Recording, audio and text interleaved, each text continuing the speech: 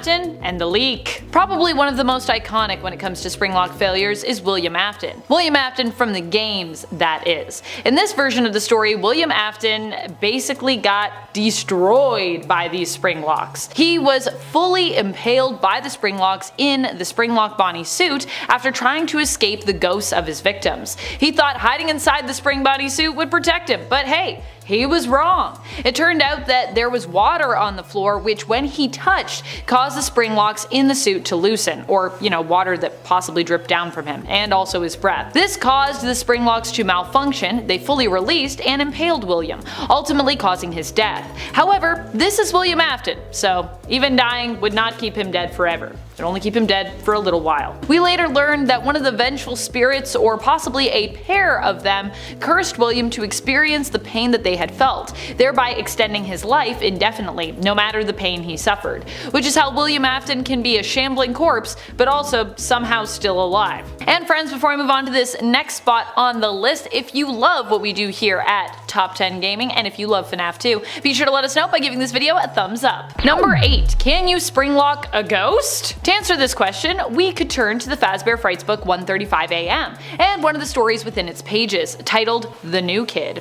In this story, a young boy named Devin befriends the new kid at school, Kelsey. However, while his other friend Mick seems to really like Kelsey, and at first, Devin does too, eventually Devin becomes jealous of Kelsey. When Kelsey seemingly ditches them one day when they're all hanging out, Devin decides to get revenge on him for doing this. Finding a new hangout spot, a now abandoned former Freddy Fazbear's Pizzeria, Devin dares Kelsey to put on a Springlock suit. Kelsey does this and begins dancing around, but doing so, of course, triggers the Springlocks within the suit to release, seemingly impaling him. While initially Devin and Mick leave Kelsey there for dead, Devin eventually returns to investigate,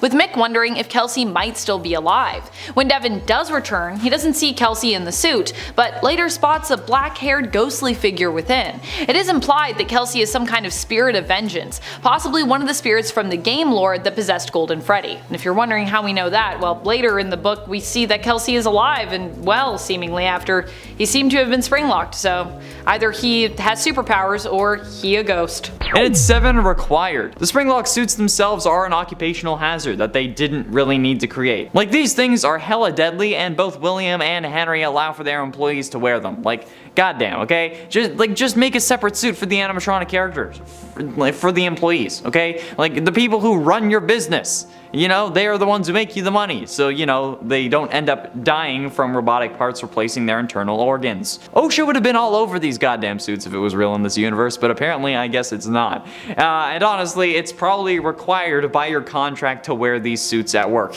and if you refuse, you're probably gonna get fired, especially considering how they started getting ready to fire Jeremy because he saw Glitch Trap in Help Wanted. So why wouldn't they fire you for not wearing your suit if it's in your contract? Even if you claim it was to protect your life, they'd find another reason that you couldn't really fight against, so. Especially, when a serial killer is the CEO. And its 6 implications. Now, while the term Springlock is used in real life, it's totally different from the actual FNAF mechanism. I'm certain most of you got the whole Springlocks are real line from Springlocks and You, How Not to Die Remastered. It's a thread on the FNAF wiki. However, actual Springlocks are just locks that use springs, okay? From my research, what I gathered is that a Springlock in real life is, in simplest terms, a spring lock. It's like if your front door's deadbolt was on a spring. Every other instance talking about real spring locks or just ends up bringing you back or quotes this page, so it's kind of circular logic, okay? You can't use evidence within the thing that you're trying to prove as proof that it is real. It's like plugging a power bar into itself. It doesn't work.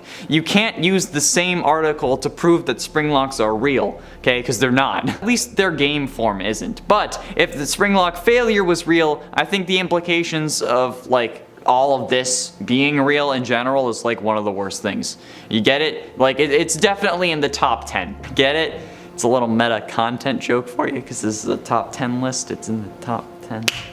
Halfway through into number 5, comments. I've mentioned this in previous videos, mostly to explain why there won't ever be an actual real FNAF restaurant that you'll be able to walk into, and it still remains true since we're only getting a virtual diner that you can only order online. However, I think that one of the worst things still, and especially when it comes to these suits, is the goddamn comments about them. You wanna know a comment that I saw yesterday? Well, yesterday for me as I was writing this, Wednesday for you. Okay, I saw someone say that they want to be springlocked.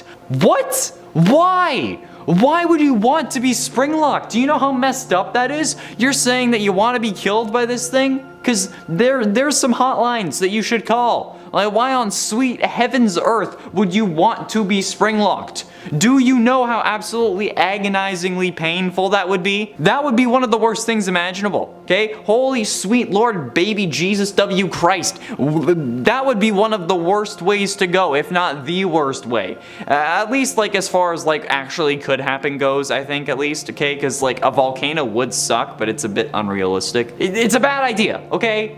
Stop doing this. Stop saying this. Okay, talk to a doctor. And for Afton, I talked about how the implications would apply to like how everything in FNAF would have happened in real life if one of these was real, but one of the worst implications would be that Afton was real. This man has caused me enough pain and suffering already. I don't need him to be like an actual person, especially considering how Springtrap would be set loose next year. And then everything after it would happen. This channel would probably be a true crime channel and not a gaming channel. I'd probably have tried proving it myself and maybe even become a PI so that I can do so. But straight up, this man has already caused me enough grief and suffering and loss and tears of pain at night in my life, and it's made me lose enough of it already to him. So yeah, him being real would just be the worst thing that I can imagine for me. However, that's only if the Springlock failure thing was also real. There are worse things for people in the FNAF universe though, not in real life, such as in at 3.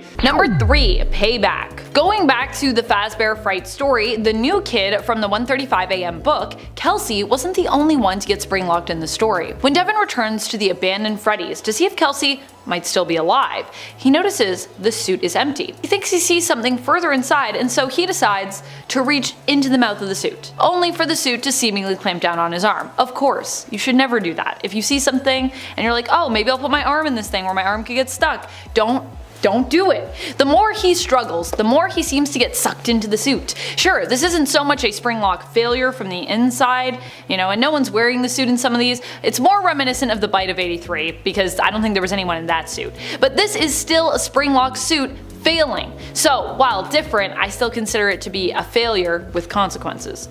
Consequences being, Devin also likely died. Number 2, the Bite of 83. Definitely among the most memorable Springlock failures is the Bite of 83. Now some of you are gonna say, Amanda, this is not a Springlock failure. There was no one in that suit that we know of, which sure. But still, it's a Springlock suit and it failed, so I'm counting it. Anyways, I feel like the Bite of 83 hasn't been fully confirmed really at all, but many theorize it to be true. Many theorize that our theory is true, that we have so far, because this is all we got, alright? We grab all these little Easter eggs and then we do our best to try to figure out what's going on in the narrative. Now, why do we believe that this could even be a Springlock failure? Well, one, the crying child was crying when he was held up to give Fredbear a kiss, which many theorize is the reason the jaws of the animatronic bear clamped down, as a result of the tears making the gears wet and causing a Springlock malfunction. 2, we have been led to believe that Fredbear was a Springlock suit, so that's also why people suspect that the Bite of 83 could also be a Springlock malfunction. Number 1, multiple. While Shadow Freddy and RWQFS-FASXC may have been debunked as Springlock failure victims by Scott himself, this theory didn't come out of nowhere. In fact, many thought that they were among those generally referred to in FNAF 3 during Phone Guy's recording for night number 4. Here, Phone Guy mentions that the Springlock suits are being discontinued as a result of an unfortunate incident at the sister location involving multiple and simultaneous Springlock failures. Which, I gotta say, it makes sense to me too, because I'm like, what were all these multiple Springlock failures? What does that entail, and how many were there? Oh boy. In at 10, Elizabeth Afton. Elizabeth is at the top of this list because, well, she got killed, but she also doesn't really seem to deserve it until after she gets killed, and then she deserves the spring locking. Which, I mean, in a way makes sense, and it's something that I've been using as evidence when it comes to who I think the vengeful spirit is. Because, you know, spirits, when they're, you know, being spirits for longer periods of time, would understandably start to go crazy, or even crazier, and this is an idea that Supernatural, the show, has used in length. And the same idea, though, could be applying to Elizabeth and Crying Child. Just because you start off good or loving your father doesn't mean that you'll continue to see things that way in a few years' time. And Elizabeth, while not deserving a spring locking in 1983 when she dies, definitely deserves one come sister location in FNAF 6. I mean, she literally betrays her brother and sister location, nearly killing him, and then, again, she also betrayed him, and then in FNAF 6, she wants to make her father proud. Her murderous, psychopathic father. She wants to make him proud. Considering how you've been possessing an animatronic that he made that caused you to die, that he made, I think that you would have already made him pretty proud, I guess. It's a damn shame that you turned into this, but whatever. In at 9, Mr. Hippo. Okay, this is kind of a joke number, but also not, because Mr. Hippo is literally the worst thing ever in Ultimate Custom Night. Mr. Hippo is a viable animatronic from FNAF 6 that returns as an antagonist in Ultimate Custom Night. Okay, Mr. Hippo will climb through the duct systems trying to reach one of the 2 hoses in the office. Hoses? Is that right? I don't know. I just copied and pasted that line from the wiki. The player needs to use an audio lure to keep him in place and to move him around so that they can use the heater to push him back, and he is fooled 100% of the time by the audio lure. Also is fooled faster than Helpy Frog. However, most of the scare factor from this animatronic doesn't come from their behavior or their design. This time around, rather, their death lines. Cause you see, Mr. Hippo has a knack for going on about things. A lot. Okay, it's like me on a first date. Still, he will go into like 5-minute long speeches that you have to deal with every time he kills you. Meaning that if you get jump scared, you're boned for enough time to make a sandwich, okay? Which is annoying as hell. Getting killed by him enough will eventually cause you to end up agreeing with me that he needs to be spring locked. Because you end up knowing what comes after the smoke of the jump scare clears, and it's just pain. In at 8, Roxy. Okay, I know that Roxy and Mr. Hippo are animatronics and incapable of actually feeling pain because of a spring locking, but honestly, I also just hate this kind of person. The self-centered tool bag who only cares about themselves, whether they secretly hate themselves or not, that's not what matters here, okay? Who you are and what kind of person you are is defined by how you treat others and who you are when the pressure is on. And Roxy is just horrible. And while they may not be able to feel pain from the spring locking, at least Roxy will be contained if they got spring locked, okay? And honestly, that's what I need. I don't want to deal with this personality type. I've dealt with enough people like this throughout my life, and I'm still only 22 goddamn years old, which means that I'm really fed up with this shit. So yeah, there's not much else to say with this one other than I want her to be restrained so that I don't have to deal with her. So yeah, that's it. That's the number. What are you still doing here? Go to the next one. Number 7, The Amazing Escape. William Afton in the books is much more lucky, or perhaps just more brilliant than his video game counterpart. At least when it comes to dodging spring locks somehow. Like in the games, he ends up getting spring locked, but instead of being killed by this experience, he miraculously survives, seeming to somehow pull a Harry Houdini and just escape that. While Charlie activates the spring locks in the suit he's wearing at the end of the novel Five Nights at Freddy's The Silver Eyes, we learn in the next book, The Twisted Ones, that the blood found at the scene ends up being analyzed in a lab and found to be fake blood. Finally, in the 4th closet, it is confirmed that William Afton, while harmed, miraculously survived being spring locked. I don't know how this is possible, but it's a thing that happened. Pretty impressive considering in most other cases, it's pretty much a death sentence. Number 6, triggered by wriggling off mini arenas. This is probably my favorite consequence when it comes to the spring locks malfunctioning. Likely because you yourself actually get to experience failure in a way. But obviously not in real life because that would be awful and horrible and extremely painful. Instead, you experience it in game. So although you can't feel it, you can't imagine what it would feel like, which honestly is also terrifying to do. This time when the spring locks fail, it is as a result of your movement. You are the one who must wriggle to shake off the mini arenas, which which are climbing up the suit and attempting to kind of climb into it with you. If this happens enough times, the mini-Rena's jump scare will get triggered, implying your death by mini-Renas. However, if you also wriggle too much to keep them off you, without winding the spring locks back up enough, you will trigger the spring lock's release, which will also result in your death by being impaled by suit parts which are released by those spring locks. Yikes. Number 5. The fate of Shadow Freddy. Shadow Freddy is thought by some, in regards to lore, to have been a possible Springlock victim. The consequences of this employee's Springlock failure would be, of course, that they died. That's right, people believe that Shadow Freddy, who appears to be somewhat ghostly in nature, is actually the spirit of a former Freddy's employee, who died while wearing a Springlock Freddy suit. It's believed that for one reason or another the suit malfunctioned, murdering its wearer. As a result, Shadow Freddy was born to haunt its former workplace, and was also likely one of the reasons that Springlock suits stopped being used, at least temporarily. Although apparently not soon enough, as there were other failures that occurred possibly even after this one. Number 4. The fate of RWQFSFASXC. Some believe that not only is Shadow Freddy a victim of the Springlock's failing, but so is the shadowy figure of RWQFSFASXC. They believe that this shadowy Bonnie was another employee who, instead of being killed by the Springlock Freddy suit, met their end while inside the Springlock Bonnie suit, which also failed. My question is, if these employees happen to both die as a result of wearing and using the Springlock suits and the suits malfunctioning, did they die on the same day? Because if not, why would you ever continue to use these suits as a company? And why would you ever, as an employee, agree to get in another one? Unless one of them was hired after the other one and like no one told them about what happened to the last person to put on one of those suits? Still, legal liability right there. Like, my alarms are going off for like lawsuits. Of course, this was only a theory anyways, and actually one that Scott claimed was incorrect in regards to the true origins of both Shadow Freddy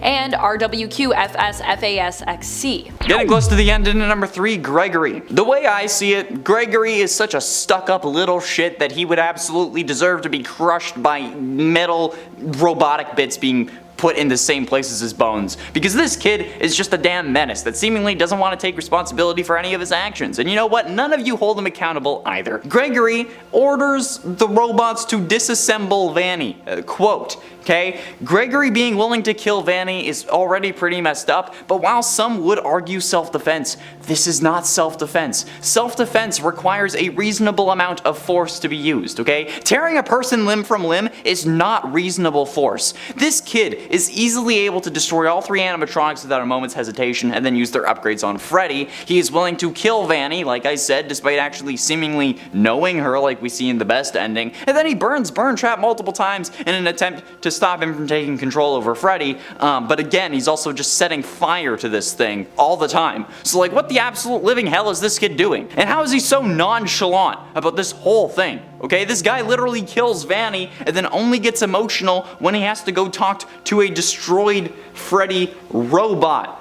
that they can remake. Dude, Vanny's literally bleeding out right next to you. I'm sure that her ribs are just splayed across the floor. Dude, couldn't you have just said like stop Vanny or restrain Vanny? Stop Vanny would have been the easiest one, not freaking disassemble. Okay, you're not panicking about literally anything else in this game. Okay, just say something that doesn't involve a human dying, for God's sakes, okay? Stop Vanny! Dude! Penultimately, in number 2, Henry. Yes, I'm going to continue the Henry hate train. Choo choo, get on board, motherfuckers, because despite how many people try and defend him, I will never stand down. I don't get what Henry's deal is, because he does not kill William at any point in the series, aside from trying to make it look like a fire did it. But William is already considered dead. How would you killing him make things suspicious? So why would you try to cover it up with a fire? For some reason, okay, he seems to be fine offing William's son when he gets the chance though. I mean, in both of the fires that Henry has set that we see, FNAF 3 and FNAF 6, Michael was there both times. And he didn't seem to care that Michael was in the building either time, okay? He doesn't even give Michael the opportunity to leave in FNAF 6 despite there having been a way out planned. Quote from Henry's final speech. "And to you, my brave volunteer, who somehow found this job listing not intended for you. Although there was a way out plan for you, I have a feeling that that's not not what you want. I have a feeling that you are right where you want to be. You have a feeling? What are you, the black guy frickin' peas? He assumes that we also want to die in these halls, but doesn't give us the chance to actually make that decision for ourselves. He just forces us to die, since he doesn't give us a way out. Okay? That's murder! Whether we wanted it or not. Okay, assisted suicide is still illegal in the majority of states, I'm pretty sure, okay? But even then, not giving us the choice, even just assuming that we want it, makes it a murder. Instead of like having the fire burn the building down, or having baby lob his head off, okay? He should have had to suffer a Springlock failure just so that he could see how easy it would have been just to off Afton directly instead of trying to do it like a coward. And finally, in at number 1, Michael Afton. Michael Afton absolutely, in my mind, deserves to have gotten Springlocked instead of simply burning in FNAF 6, okay? Like, sure, he seems to be playing the good guy, going after his father, but in reality, Michael, to me, he's just playing the hero this whole time and not actually doing anything. He says he's trying to right his father's wrongs and whatnot, but even Oliver Queen did more than that, okay? He's not doing it because he's a good person. He's doing it because he feels bad and not because of, like, some higher moral code. He blames himself for getting his brother killed, which I mean is understandable, but then that subsequently means that anything he does to try and like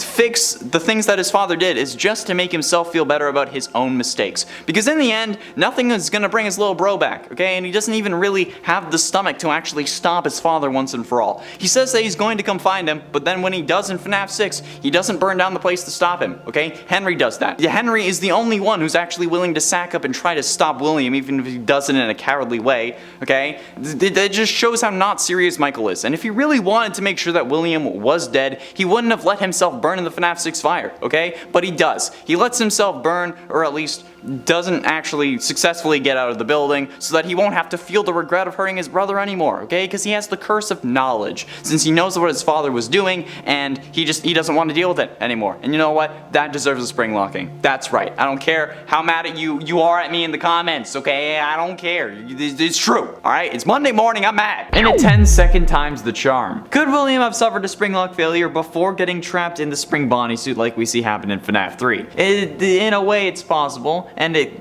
appears like that's the case in the FNAF novels, since William is described as having scars that are consistent with a Springlock failure before becoming Springtrap in the books. So could it have happened in the games? Could William have been the reason the Springlock suits were retired in the first place, since we hear of an unfortunate incident at the sister location? So is that unfortunate incident actually William? There are plenty of other people that it could be as well, but William having to deal with it would certainly get them put out of commission, at least for a time. But with William continuing to use the suits afterwards and putting it on like we hear in FNAF 3, and then again he ends up failing in FNAF 3 as well, it's unlikely, so no. In at 9, Golden Fredbear. One theory that I've seen plenty of times, and I'm pretty sure mostly started around FNAF 4, was that Golden Freddy and Fredbear are the same animatronic, suggesting that the reason Golden Freddy is all limp and lifeless in the original FNAF and FNAF 2 is because his endoskeleton was removed after Crying Child's bite in 1983, and that's why the suit has to teleport around and cause hallucinations, because it can't physically move. This would also probably mean that Crying Child would be the one in the Golden Freddy suit. However, we know that this isn't true, based on characters being separate in Ultimate Custom Night, although I guess that might not mean much, and just like coloring and size. Since Golden Freddy is much smaller than Fredbear would have to be, since Fredbear would have to accommodate a human plus the robot parts, and Golden Freddy wouldn't, since, you know, Golden Freddy would just be an animatronic and not a Springlock suit. But honestly, at this point, the actual design doesn't really seem to matter much apparently, since Springtrap went to Scrap Trap and then went to Burn Trap. But from the evidence, it seems like Golden Freddy is merely an illusion or a hallucination created in the mind of Michael Afton. See our Golden Freddy was never real video for more info on that, because that proves this idea wrong. And you're all gonna be mad at me, but you know what? That video deserves more love, or at least interaction. And at 7, Cassidy. Some say that Cassidy was spring-locked, but honestly, there isn't really much evidence for that. But you know what? If she wasn't, she damn well deserves to be. And why, you ask? How could a little girl who got killed and then go on to possess the killer so he could suffer for all eternity deserve such a fate as a spring-locking? Well, exactly for the reason you listed. Because everyone thinks that Cassidy is the vengeful spirit, aka the one you should not have killed, aka the one who possesses Afton to make him suffer, but when you look at it logically, taking into consideration more than just what Matt Patton says, it would make more sense for Crying Child to be the vengeful spirit. But nobody wants to listen to me. Nobody wants to hear even my suggestions because of Cassidy. The amount of hate that I've gotten in the comments, in my DMs, on TikTok for God's sakes, is more than I have gotten for anything else. Even more than I got for suggesting that Michael was a Crying Child robot. Just because William didn't kill Crying Child directly does not mean that he couldn't possibly blame the man who made the robot and gave it enough power to crush a skull for his death. Because, you know, that wouldn't normally be required. Plus, Cassidy only has significance because you think she's the vengeful spirit. Take that away, and what importance does she have? Exactly. So, just for that, and for hardly anyone being willing to even hear me out, Cassidy damn well deserves it. Honestly, she could be higher on the list, but I wanted to rant about other people a little bit more. So yeah, there you go. In at 6, FNAF cops. The cops in the FNAF universe are absolutely the most moronic bunch of people I have ever, I guess, not seen but heard of, honestly. Like, yeah, I get that they couldn't catch William for story purposes, but that seemingly was retconned, since in the first game they said that they had made an arrest. They could have ended it right there. The story could have been over, but they couldn't find the bodies, so they let him go. Yeah, ignore the animatronics that smell like death, are leaking blood and other bodily fluids, and that many parents have compared to reanimated corpses. Those don't have anything to do with this scenario. Yeah, totally. And even when they find baby's blueprints and see that she has a child storage tank, they don't do anything more than question him. Quote, "There's no doubting what you've achieved on a technical level. These are clearly state of the art. There are just certain design choices that were made for these robots that we don't fully understand. We were hoping that you could shed some light on those." Dude, arrest him! And search the bloody, rotten body smelling animatronics. God damn it, how hard is this? Okay, if it's a crime scene or a suspected crime scene, come on, if it's a crime scene, you don't need to have a warrant, for fuck's sakes, okay? They all deserve spring lockings for the sheer stupidity alone. I'm surprised that they didn't crawl into one and then get killed by it just because they're that damn stupid. In it for Vanessa. I feel like this one is kind of obvious, and you may get mad at me for saying this, but Vanessa deserves to be spring locked, man, okay? You're probably thinking, but she's possessed, you moron. She doesn't have control over her actions. But that's the thing. She does. Vanessa has no willpower to sacrifice herself for the greater good, okay? At this point, I think that it's safe to infer that Jeremy from FNAF VR didn't go crazy because he just saw a glitch trap. It's fairly reasonable to say that he got possessed. Tape Girl hadn't broken glitch trap into the tapes yet, and he was probably just able to possess whoever he wanted. So if Jeremy did get possessed, and the possession worked in a similar way that it does with Vanessa, which would make sense, Jeremy would at times be sentient and in control of his own body. So if he knew about glitch trap, maybe he didn't cut his face off because he was freaking out like he had just taken like the Epsom salt because you use it in the bath. Maybe he did it to try and kill the monster that was inside of him. Okay, so if Vanessa had the gall, Afton wouldn't really have a vessel. Okay, especially since the VR game at this point was probably abandoned. But she won't. But she won't do it. So she deserves to be spring locked. Getting close to the end of number 3, not beefed up. The fact that these animatronics are incredibly powerful is absolutely an insane thing that nobody really seems to grasp. Like the fact that Fredbear was able to crush a child's skull, something that we've covered how crazy is. Imagine if that was an employee, okay? Like ignoring the fact that you think it's a spring lock incident or that it's a spring lock suit, the amount of power that Jaw has is a hazard for everyone who comes into contact with it. Like goddamn. And before you say anything, okay, it wasn't a spring lock failure. I don't know how many times I need to go over that. There's no spring locks in the mouth, and they weren't active at the time.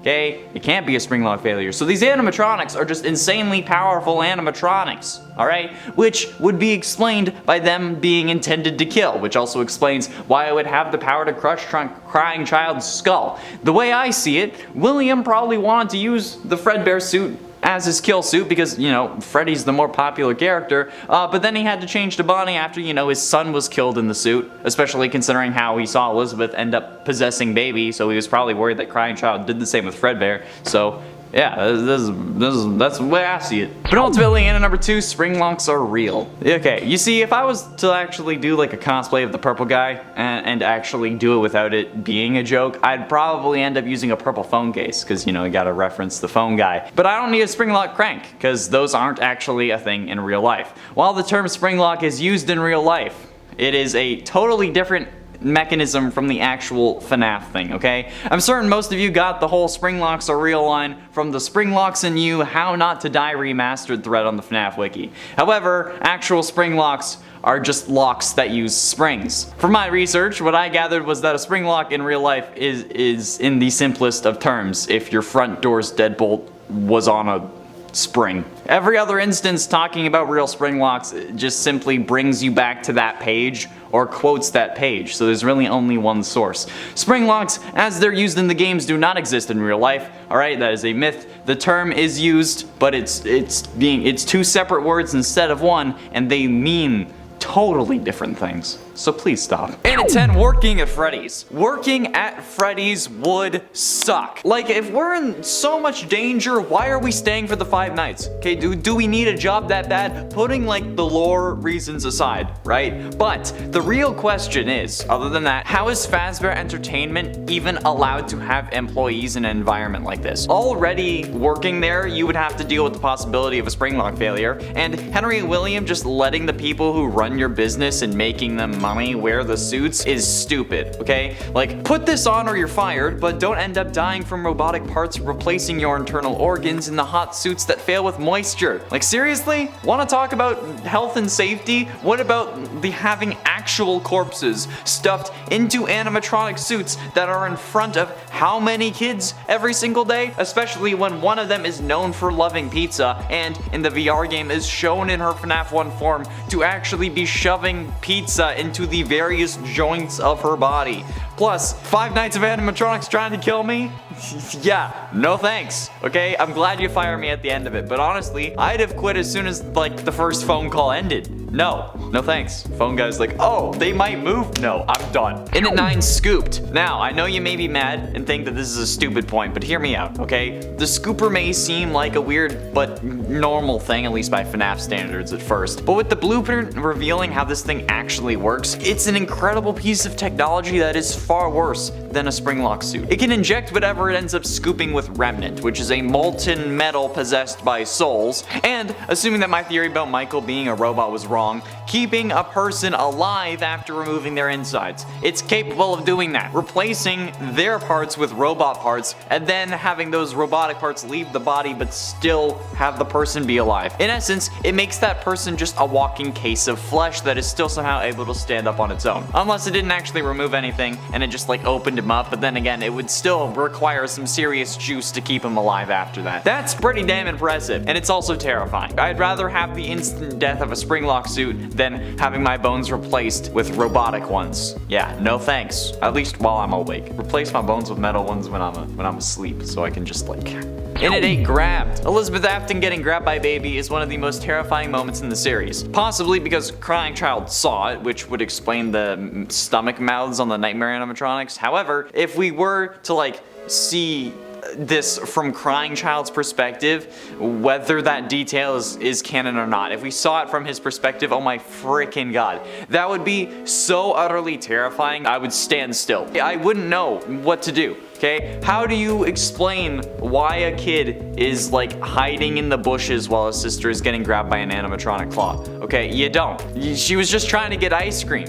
It's horrible. It's shocking. God, especially considering that Elizabeth ends up turning into an absolute psychopath after this, okay? Like, Elizabeth is nuts. But still, like, I don't know. It's that thought of just watching someone get grabbed. Like, sure, maybe for Elizabeth it wasn't that bad because, you know, she kind of was crazy apparently. But still, like, watching it happen, that's just fucked up. That's a horrible thing to watch happen. It's worse than a Springlock, definitely. And it's 6, unintentional. You see, there are a decent amount of people that for some reason think that these Springlock suits were made with pure intentions by William Afton. This kind of goes hand in hand with the idea that William started killing after losing his kids, but we know that that is not the case. Since thanks to the fast facts found in FNAF AR's files, we know that the Funtime animatronics were some of the first ones ever made. And considering the abilities of Baby, at the very least, we know that these were made in order to kill. We know that was a thought in his brain, meaning that even if the Springlock animatronics were the very first animatronics ever, it's reasonable to think that they were also designed with death in mind,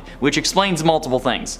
More on one of them in a minute, but honestly, if William made the Funtimes with death in mind, it's likely that he did the same with the Springlocks. And if you think that a suit that can snap at a moment's notice and shove pounds of metal bars, cogs, gears, and more into the same place your body would take up, was made with pure intentions, then you need therapy more than I do, okay? I have some numbers you can call. Especially when a normal animatronic and then a suit for your employees would be cheaper and less likely the focus of a lawsuit. Speaking of which, halfway through into number 5, liability. The Springlock mechanism is probably the most intuitive thing that FNAF's world invented. The ability to move robotic parts out of the way with enough room for a human to fit inside is insane, and while it may be dangerous, we also drive over 100 kilometers an hour in huge giant metal death boxes, so maybe we can't really complain. While yes, they do have their faults, there's nothing compared to the ability to be both animatronic and human suit. It's an incredible feat of technology, even if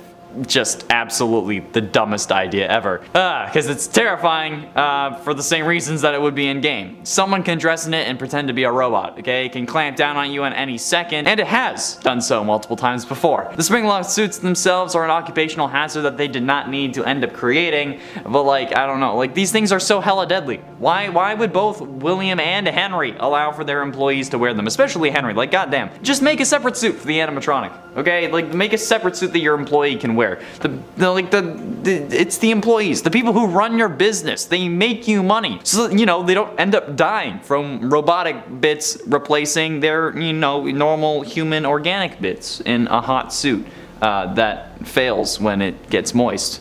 Sweat, breathing. Yeah, I would never get in one of those things. Even if there hadn't been an incident before, okay, that just seems like a lawsuit waiting to happen. And I don't want to be the one whose family sues because I'm too dead to do it myself, alright? So, no. It's a myth that they shouldn't have gotten sued.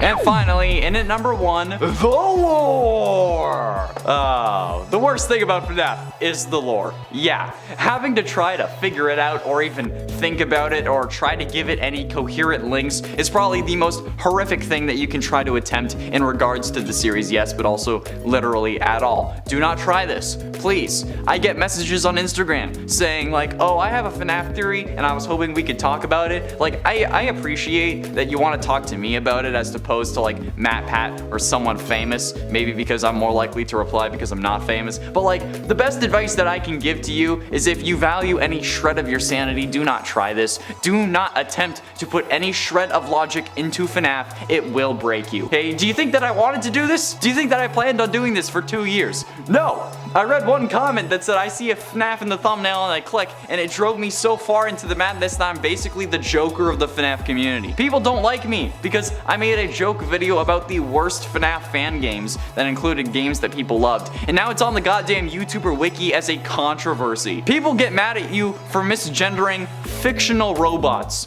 They're robots and not real. People were furious with the Pop Goes creator because of that, and I'm like, what? Dude, just don't do it, okay? I'm not gatekeeping. I'm genuinely trying to help you. I want you to be okay, so please save yourself from the toxicity and let my heart and soul be the one to suffer all of this torture, and I will keep doing so. And at 10, the Twisted Ones. Okay, the Twisted Ones certainly do seem to live up to their name. The Twisted animatronics are these horribly disfigured creatures that get no love from their mothers like an ugly duckling. The thing is though, these don't go into swans. Instead, they use another bit of tech that I'll talk about later to disguise themselves. They also dig deep into the ground and then wait until the middle of the night to crawl out and take kids who wander away from their mommies. It legit sounds like an urban legend that parents would tell their kids to make sure that they come home before dark. I mean, I don't really know what else to say. That's definitely far more terrifying than a Springlock failure. At least, like, you choose if you are in a Springlock suit or not. But with this, it's just like a luck of the draw kind of thing. And I've only been to a casino once.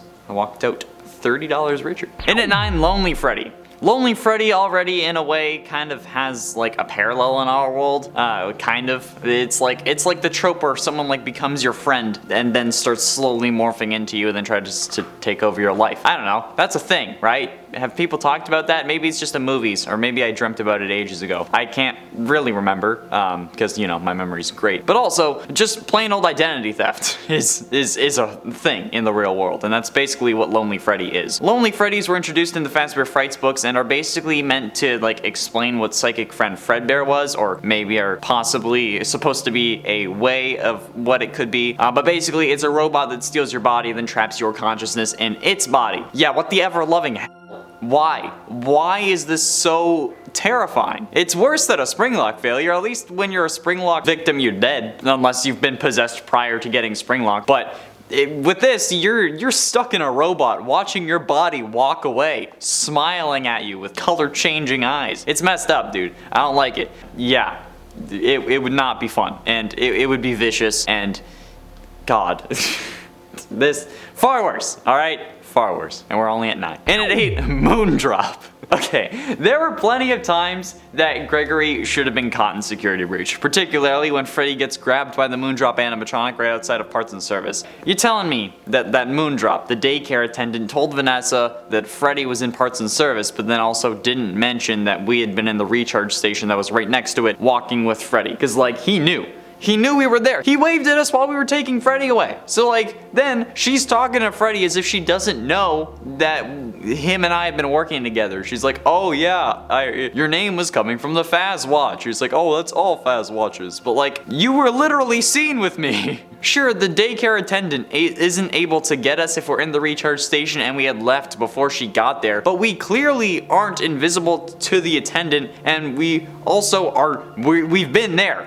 Okay, why does none of this come up? And if it is supposed to come up, why doesn't she just like straight up say, I know you're working with the kid, where the hell is he? No, she's like, oh, are you? Like, dude, come on. What makes this concerning about the daycare attendant's Moondrop specifically, alright, is that he is such a damn creeper, okay? He is so freaking weird. He's like, if you know that guy who always hangs around your school, it's that guy, alright? It's Herbert, the Moondrop daycare attendant. Basically, yeah, oh god. And it's 7, WWWAD. Ah, yes. What would William Afton do? Because honestly, being him would suck worse than a Springlock failure. I mean, like, I rip on Elizabeth all the time for wanting to impress her father in FNAF 6 like I was just doing, but I'm right to, okay? This man is an absolute psycho and not even a smart one. I have made so many videos about how dumb William is. Like, what if William Afton was smart? Top 10 William Afton dumbest moments. William Afton's luckiest moments. And that last one was just me ripping on him again because somehow, despite being this stupid and insane, he managed to not get caught. Every single time I talk about how stupid he is, I talk about how he could have done it better, which is why in various videos I will say hi to the jury, because I know for a fact that if anything ever happens in this area, they're coming to me first because I know how to be a psycho. But still, come on, that's it. That's the number, okay? Being Springlocked would suck, but William Afton sucks harder. Wait, no, that sounds like, no, wait, no, don't cut me off. I didn't mean, and it's 6 doors. You knew that this was going to be on the list, okay? If you've been on this channel at all, you know that I hate the goddamn mother-loving doors in this game. Why do they open when the power is out? That doesn't make sense, okay? If it's an electromagnet, like everyone keeps saying in the comments whenever I bring this up, those require power to turn on. So if anything, it would be costing them power to keep the doors open rather than and keep them closed. Gravity does not work in reverse. If the magnet is off when the door is up, it would just fall down. I get that it's supposed to be for gameplay purposes, okay, but what in-universe thing makes this make sense? People say that it's like a safety issue, so like if there's a fire or whatever, you can leave, but that's what windows are for. I am almost positive that there should be a window in that room, and if there's not, that's yet another OSHA violation that they need to address, okay? There's no conceivable way in any reality that the doors should work that way, but they do, and it makes me mad. Like, why would you do this, okay, Scott? Why? Sky Daddy Scott, I'm bringing it back. Why? Some people, like I said, say it's a fire safety thing, but like, no. If the building runs out of power, how could the doors open? Electromagnets use power to be on. So like, even if it is a fire thing, how are they keeping them up? I don't get it. Also, if you made it through this far, subscribe. You clearly enjoy the video, or just me going insane. And there's plenty more of that on this channel, no matter which one you like, so you're welcome. In at 4, MCI. The missing children's incident is definitely worse than a Springlock failure. I mean, the one failure that we know about that happened in the games only affected one person, and a horrible person at that. So I mean, just by sheer numbers alone, the missing children's incident is definitely worse. But not even just that, okay? Those parents must have been in a rough spot. Not only did they lose their kids, but they also have to deal with the incompetence of the in-universe police and the whole plot requirement of Afton getting away with it to actually continue the series. So yeah, like I said, there were literally animatronics leaking mucus and blood that people were comparing to human corpses, and they weren't actually investigated. So do you know how insanely infuriating that would be? Okay, I'm surprised that Henry was the one to put Afton down and not someone else. Like, yeah, he got springlocked in '93, but that was 7 years after the missing children's incident. Had I been one of those parents, I would not have cared about the prison sentence, okay? And I don't think that anyone would have really judged me for it. I think that they would have thanked me and posted my bail. I mean, I would have lost the trial, but still. Hi, jury. Finally, in at number 1, No Choice. Maybe he might have had issues killing Afton for whatever reason, despite him literally killing his daughter, but he's fine offing his son when he gets the chance. That's right, Henry Emily. In both fires set by Henry that we see, FNAF 3 and FNAF 6, Michael was there both times, and he didn't care that Michael was in the building. And he actually doesn't give Michael the opportunity to leave in FNAF 6, despite there actually being a way out plan. Yeah, he literally says in his final speech, "Who somehow found this job listing not intended for you. Although there was a way out planned, I have a feeling that's not what you want." I'm sorry, you have a feeling? Bro, come on. I'm not a musician. Stop it. He assumes that we also want to die for whatever reason, and he doesn't actually give us the chance to make that decision for ourselves and just forces us to do it since he doesn't give us a way out. Like, sorry dude, okay, but that's murder.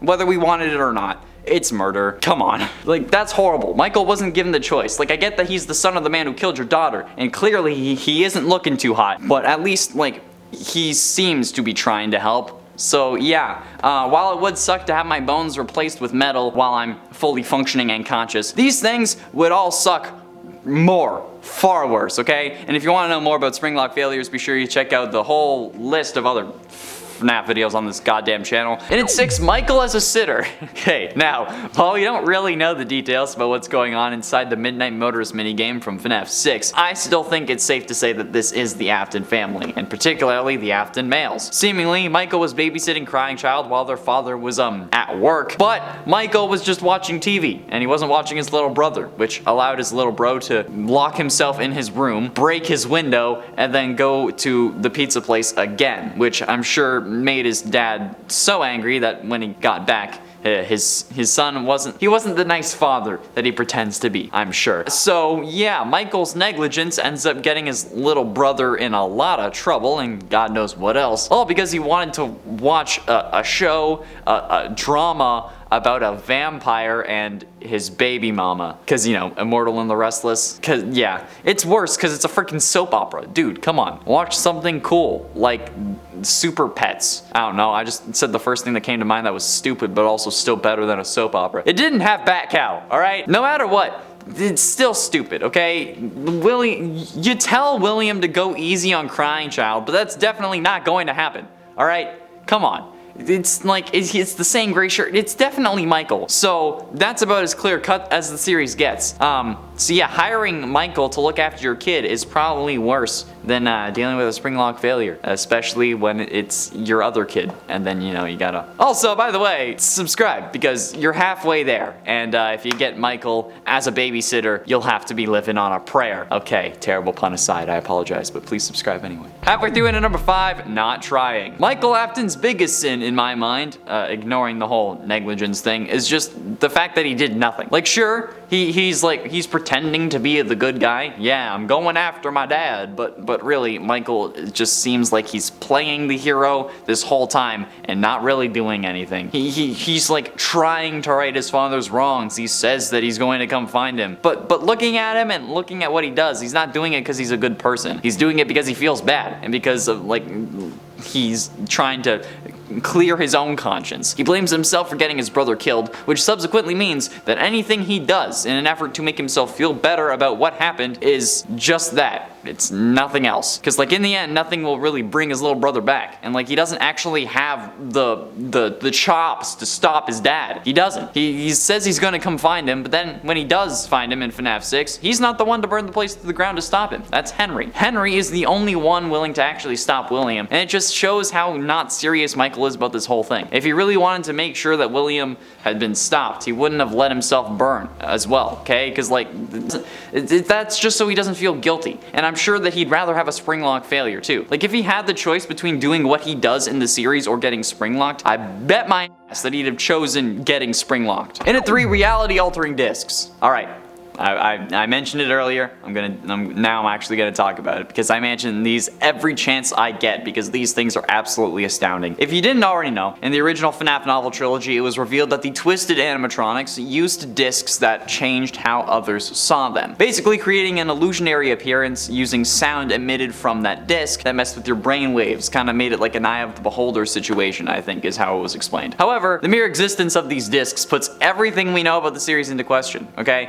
How do we know if anything we see is ever real? And if FNAF 1 had us hallucinate Golden Freddy and all the It's Me stuff, alright, what if that wasn't us being possessed by our little brother, but maybe that was just the discs messing with our brain? I don't know, okay? What if, the actual Pizzaplex, or the pizza place from the first game had been changed by the discs? What if we're just running on a treadmill, kind of like Ready Player One style, and we just have these discs that are changing how we see the world so that we're just really standing still when we're playing through Security Breach? I don't know, okay? Do the animatronics look more rotten than they do normally? I don't know. The sheer existence of these things is absolutely horrifying and far worse than actually a Springlock failure, because at least a Springlock failure, I know if it's real because I'd be dead. That's as plain as it gets.